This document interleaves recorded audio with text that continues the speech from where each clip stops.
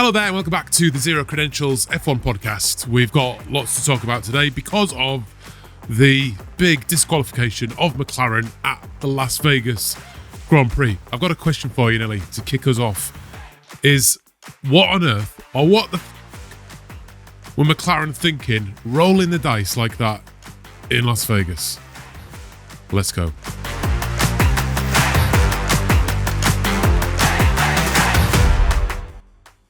So you full screen. Give us your thoughts. I've gone full papaya today as well. I was hoping for some results, but they've royally shafted themselves straight after the race. Skid blocks below the permissible wear limits. Both Lando and Oscar disqualified. Nil point. And the outturn of that is that Lando retains his 24-point lead in the championship, but Oscar and Max are now second and third respectively. I think Max get pushed down to third because of fewer race wins. Yeah. But they've gone and done a Ferrari and fucked themselves, really, haven't they? They have. I'm feeling very frustrated about this race for a number of reasons. But I want to focus on McLaren just for a minute before we get into that, because I don't understand what they were doing. Like, nor do they. I guess they're pushing the limits, aren't they, to get up there? And it's such a shame, because I was thinking earlier this week when I was thinking about doing this video, is that I wanted to talk about the quite extraordinary mindset shift of Lando Norris, which is turning him into a world champion. And he did nothing wrong in this race. No. I think we should talk about that maybe in the next video. But he did nothing wrong and has then been disqualified. And his championship has been made more difficult. Like you said, the gap, the point between him and second place has not changed. But he's now got Max Verstappen up his chuffer. And Max will be second now, minimum. Yeah. Oscar, best he can hope for is third in the championship now, because with Max being so close, you can't see Oscar outperforming Max for the rest of the season in any of the races, even though the last two races do favour the McLaren. I think something in Oscar's head's gone. Yeah, it's the lack of points he's scored since winning in Zandvoort is it's quite extraordinary. He's had the car performance though, but we've not seen it. We've not seen a collapse like that since Friday when England were batting against Australia. Or Saturday, was it Saturday? Well, both. Yeah, it was Friday, wasn't it? During the race, right? Did you get up at 4 a.m. to watch the race? No. So I was avoiding all forms of media because I had some things to do earlier today. So I had to get up and hide from all forms of media. Yeah. Driving in the car in complete silence in case any sort of radio program came on with a news update. So I did manage to watch it in the early afternoon, not too long ago from now. But yeah, I couldn't get up. I'd had a few beers last night. I was on the Guinness. I was far too cozy. I was toasty. There's people watching this right now thinking these guys are not true F1 fans. I got up. Actually, I didn't. I watched it in bed on the laptop. That's still fucking a great effort. But this is my frustration, right? During the race, I thought the race was a bit boring. Not a lot happened. It went round and round. Let's talk about the race a little bit, because I thought Lando's move into turn one was fair enough. I'm glad he did that, because I've seen people criticising him for that and saying he made a mistake at the start again. But if you switch that round, that when Max Verstappen was fighting for his first world championship against incumbent Lewis Hamilton, if he'd pulled that kind of move, everybody would have been going nuts about how great Verstappen aggression is, and people would have been loving it. And I think now Max is the incumbent and Lando is the guy chasing for that championship. I thought that was a solid, aggressive move. Yeah, I mean, if he'd braked like half a second earlier, he would have still been in front and he'd have got around that corner. But at least he tried. We've been critical of Lando for a large chunk of the season for not being aggressive enough. Yeah. And I am delighted that he made that attempted move. He was very aggressive off the line, and Max had a better start, so he tried to cut his nose off, which he did relatively successfully. He just mistimed it by a fraction of a second. Yeah. And I'd sooner see him make those attempts and fail than not make those attempts at all.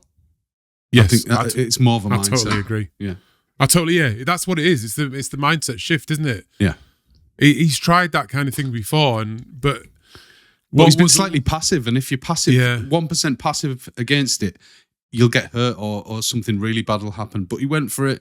What was also different as well is that having done that and it not worked out, he didn't panic. Yeah, he just slotted back into that kind of mindset he's had recently of just solid laps, solid pace, which he's always had. He just hasn't always deployed it after having a little setback. Yeah.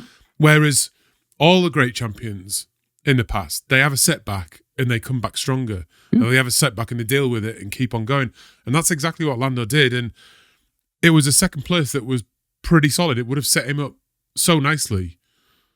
All he has to do for the rest of the season now is keep Max in sight, as in be a place or two behind him, and be ahead of Oscar. That's all he has to do. Will get it across. I mean, the fact is that if he outscores both of them next week, he'll win the championship next week. Yeah.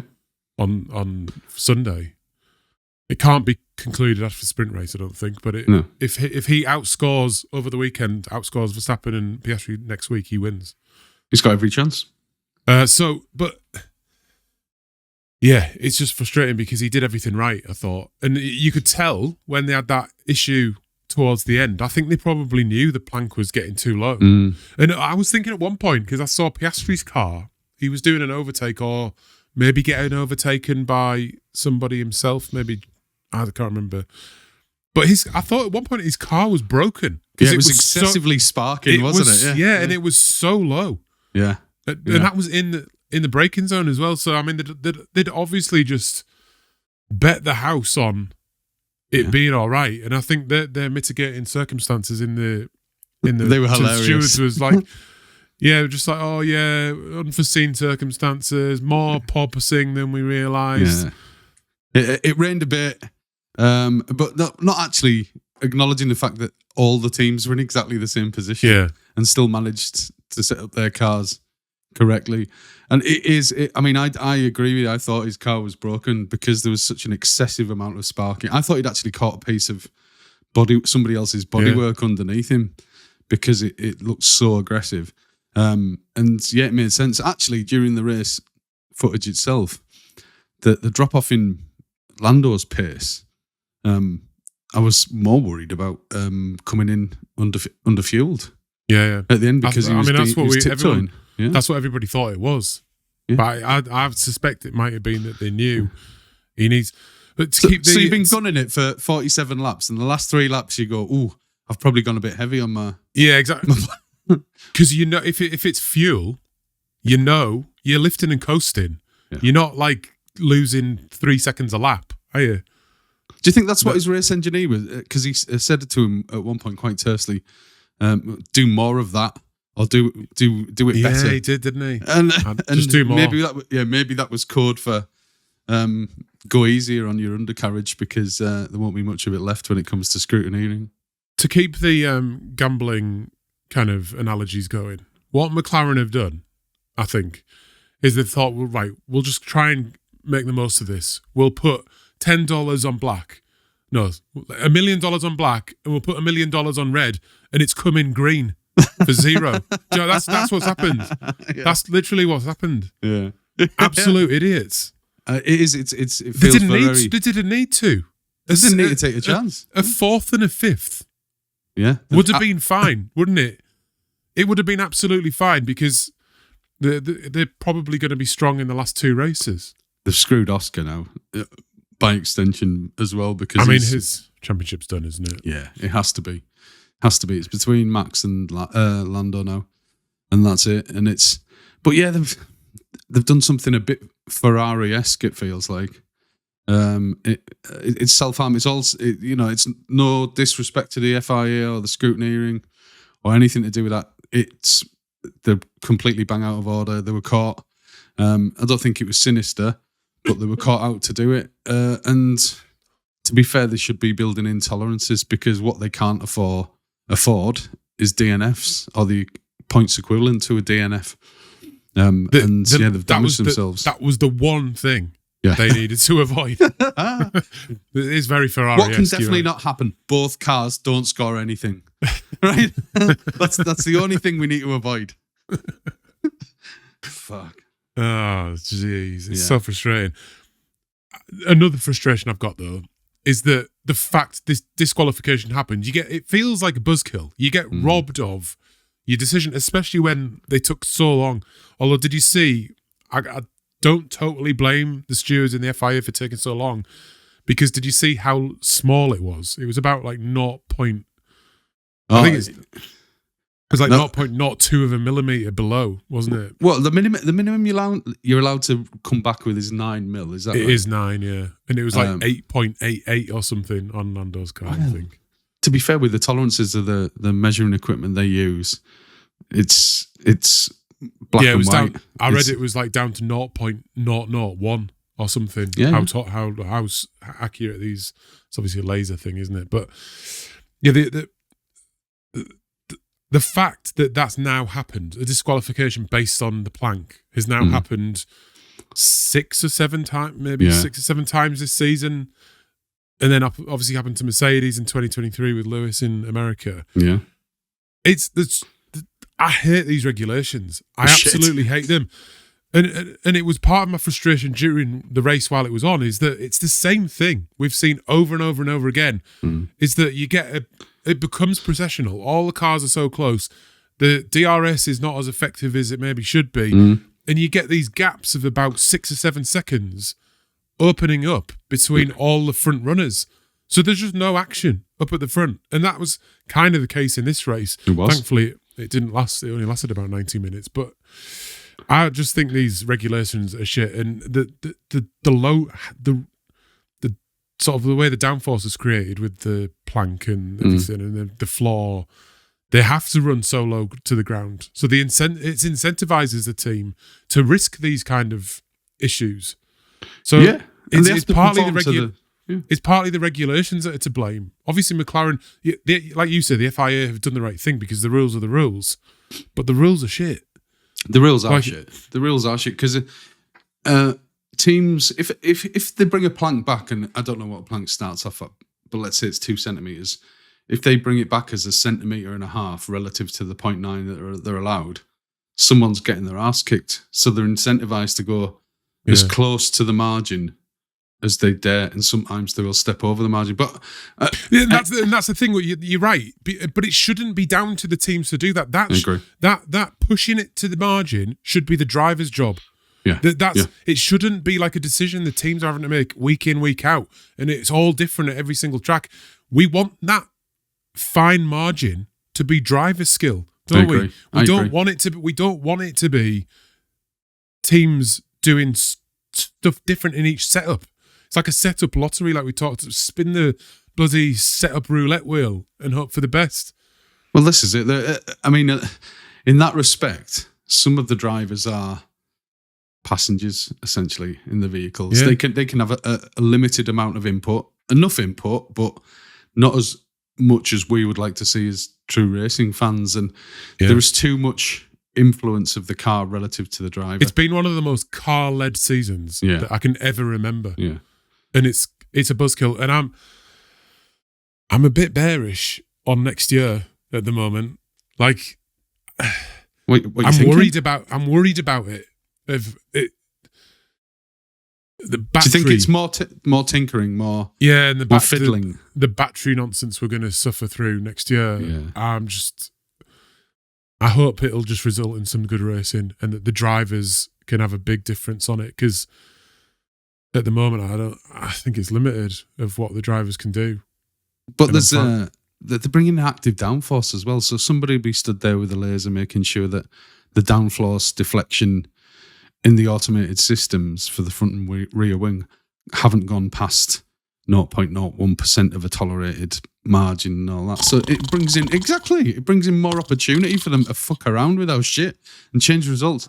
I mean, how do you think Lando felt going up there? No driver wants to go up there, pick up a trophy on the podium and be told later on. Equally, the person who gets it, George Russell in this case, and Kimi Antonelli, get their... oh, no, it's not Kimi. No, what's Kimi? No, did he? No, yeah, sorry, but he got robbed. Didn't he? He got robbed of an appearance on the podium. Yeah, on the podium, though, didn't he? Yeah, and oh, no. Like to be handed it afterwards and say, "Oh, by the way, we did our sums and somebody fucked up." There you go. It's not the same sort of buzz. It's not the same sort of no. And it'll go down in the history books, but they don't feel it. Yeah, they are not the sporting moments. No, that not at all. We're hoping for, are they? They're not stinking of champagne right now, and they really should be. They're not sticky. I want to be sticky. That's what the FIA should do. Here's your trophy, and now we're going to make you sticky. Yeah. Yeah. I feel frustrated. There's another reason I feel frustrated. Go on. Is that the disqualifications have led to bad things for you, in our prediction championship. Now I know what's coming. You revealed the trophy on the last video. I did. I don't think we got much of it in shot, to be fair. The goat trophy. Let's have a look at the predictions that we made this week. I was feeling real confident about this, and even in practice, I thought Lewis Hamilton at third is looking pretty good. Pretty confident about that. George was looking good. But quali didn't go well for Lewis. No, it didn't. We can talk about Lewis in a minute, I reckon. But let's just spin this on. So they're the predictions we made. Well, I won't read through them. If you're on YouTube, you can see them.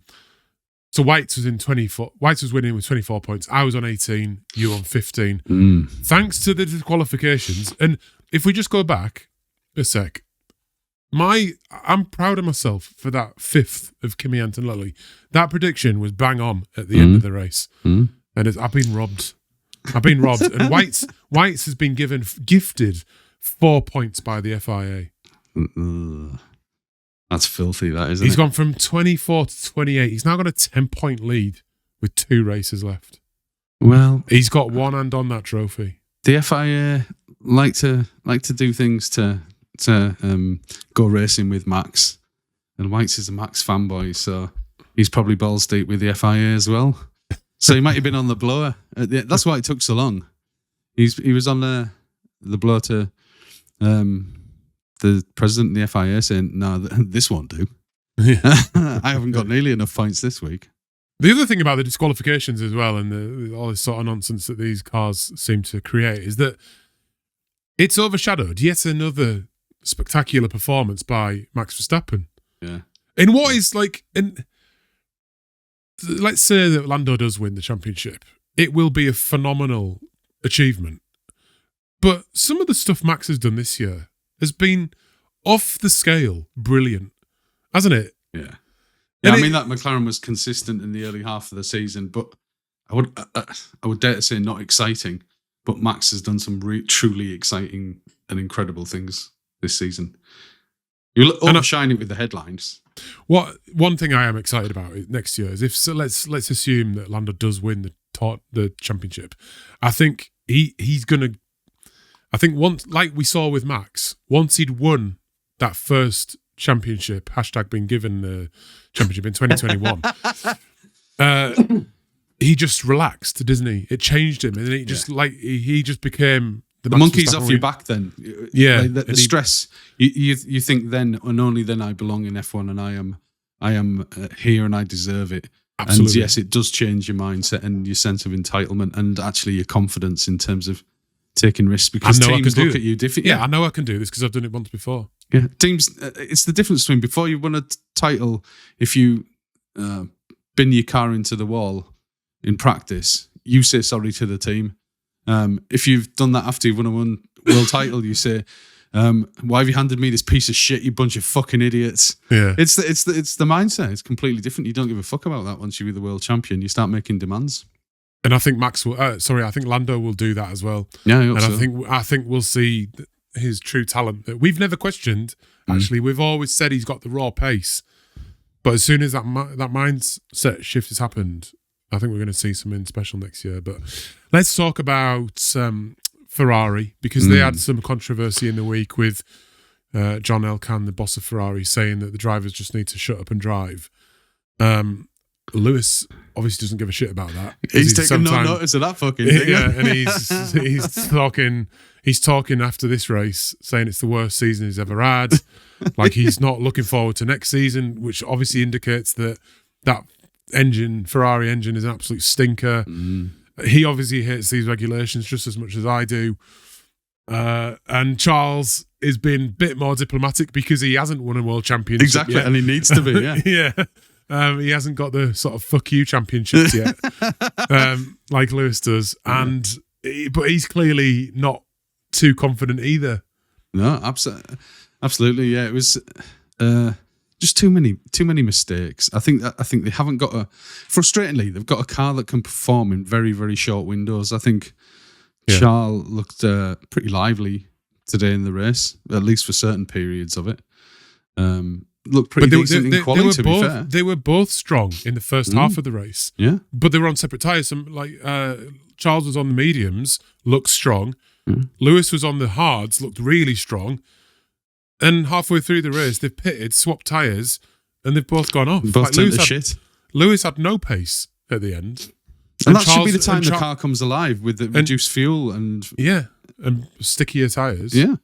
But the same happened to Charles, didn't it? Even though his tyre strategy was the opposite way around, his pace died off as well. He was nowhere, was he? Like, it's...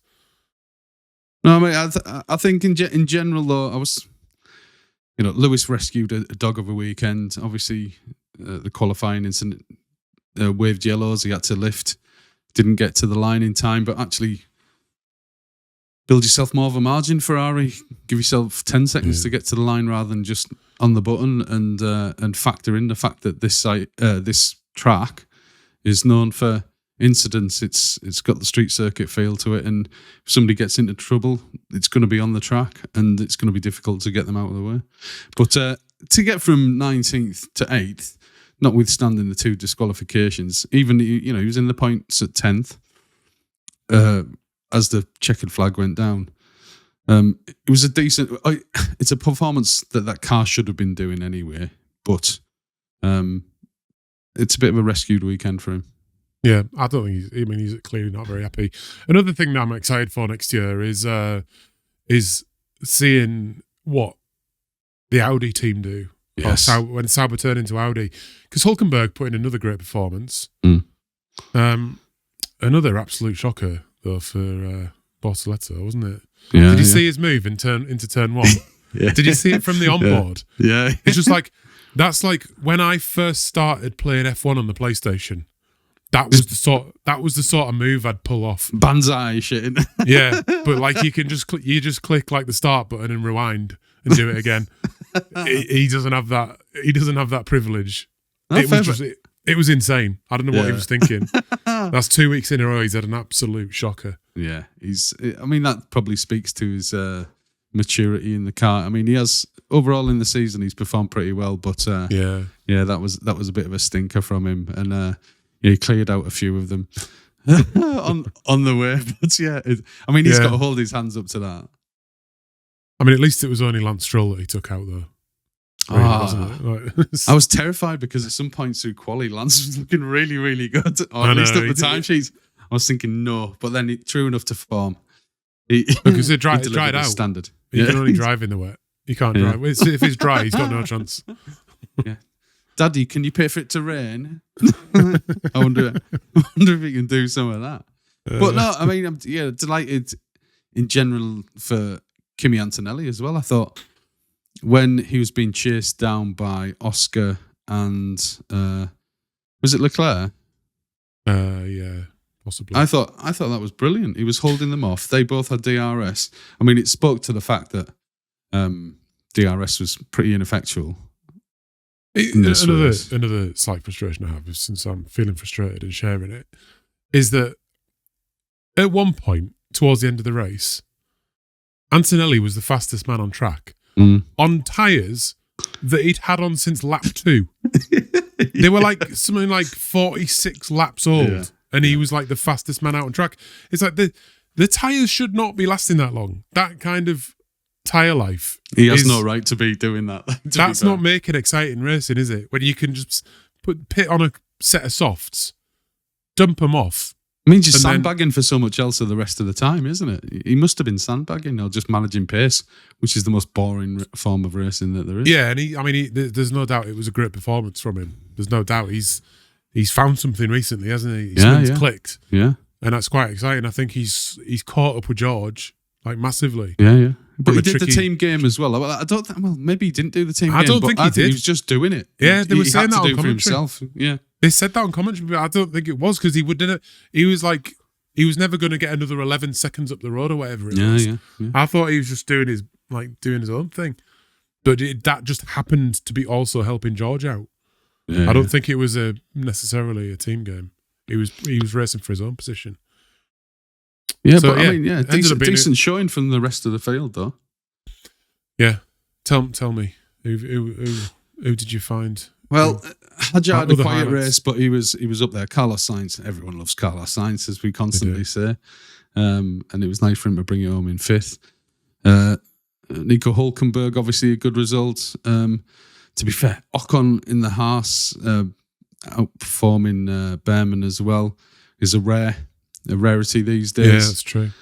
Just the Haas being up there anyway. And I felt sorry for Liam Lawson because he was in a decent position at the start of the race, and it went completely pear-shaped for him. But not bad. I did love the Fonzie. Who was he having a little fight with at some point? They were going backwards and forwards trying to overtake. It was Lewis, wasn't it? It was Lewis. Yeah, that was it. Yeah, when Lewis came out after the pits, that was nice. That was nice. They didn't really show it all though, did they? Initially, like the director didn't have a clue what they were doing.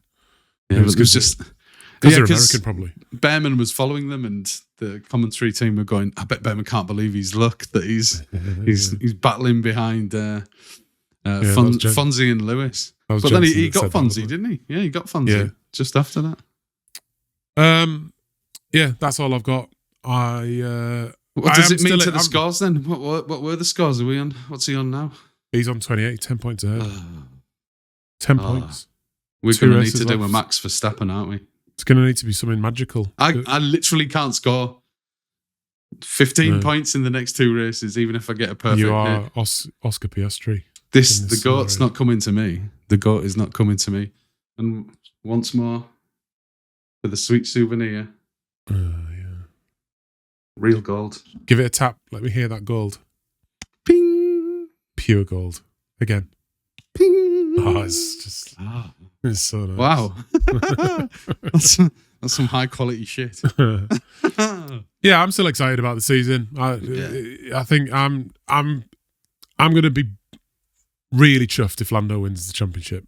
And I reckon my prediction is that it's going to happen next week in Qatar. I think he's going to outscore everybody, and he's going to bring it home in the Middle East. Well, he's got a sprint race to do it. He's got a sprint race to do it, but no, I hope it's done and dusted next week. I'm excited for it, but actually for the independent viewer, today's events have been quite exciting and brought the championship closer for everyone, converged everyone closer again. So exciting times.